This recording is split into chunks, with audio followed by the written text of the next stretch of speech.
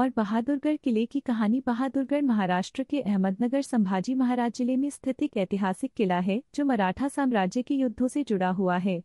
छत्रपति संभाजी महाराज ने इस किले को अपने शासनकाल के दौरान एक महत्वपूर्ण सैन्य ठिकाने के रूप में विकसित किया था। 1.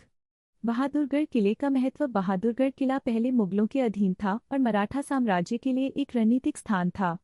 यह किला अहमदनगर क्षेत्र में स्थित था और मुगल सेनाओं के लिए एक प्रमुख ठिकाना था रूप में विकसित किया। संभाजी महाराज ने इसे जीतकर मराठा सेना की बढ़ाया।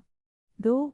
संभाजी महाराज का बहादुरगढ़ विजय अभियान। संभाजी महाराज ने जब राजगद्दी संभाली तब मुगलों और मराठों के बीच संघर्ष चरम पर था।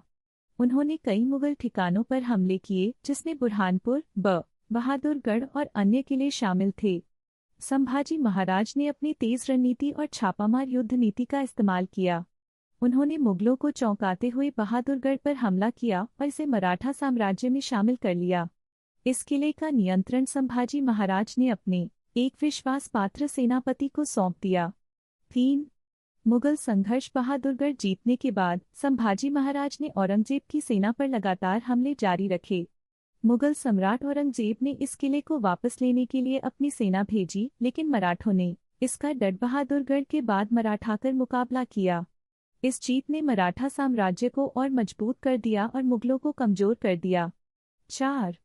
संभाजी महाराज की वीरता और रणनीति। उन्होंने तेज आक्रमण और गुरिल्ला युद्ध से मुगलों को हराया। उन्होंने यह साबित कर दिया कि मराठा सेना मुगलों से किसी भी तरह कमजोर नहीं है। बहादुरगढ़ की विजय ने अन्य मराठा सरदारों का मनोबल भी बढ़ाया।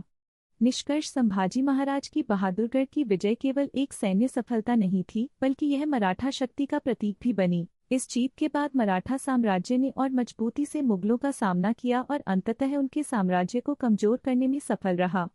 संभाजी महाराज की यह विजय उनके अद्भुत नेतृत्व, साहस और युद्ध नीति का एक शानदार उदाहरण है।